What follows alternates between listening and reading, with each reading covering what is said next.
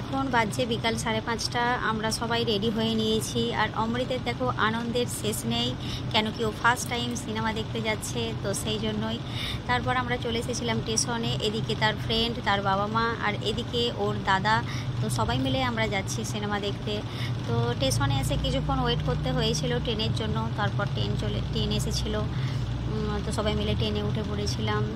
আমি বসেছিলাম জানালার দিকে, কেন কি বর্ষার সিজন চলছে, এখন বৃষ্টি পড়ছে, তো বৃষ্টি দেখে দেখে যাওয়ার একটা আলাদা মজা লাগে।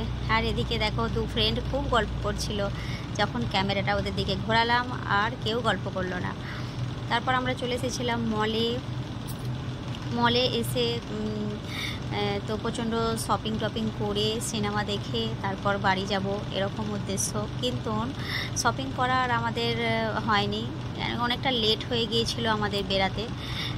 তো কি করব, শপিং নাই হোক, যেটার জন্য আসা সিনেমা দেখা, তো সেটাই আগে করেছি আমরা।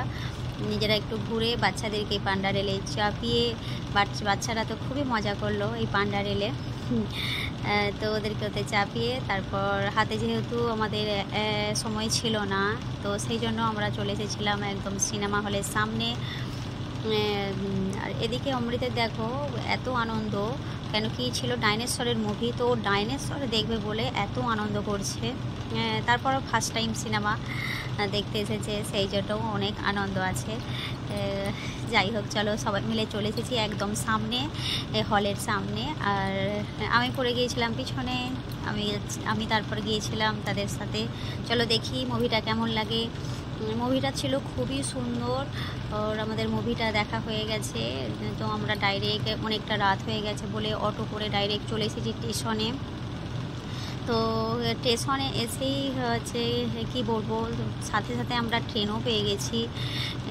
তো আমরা জাস্ট যাচ্ছি আর ট্রেন ঢুকছে, তো আর কি গিয়ে ট্রেনে চেপে পড়লাম আর বাড়ি চলে আসলাম।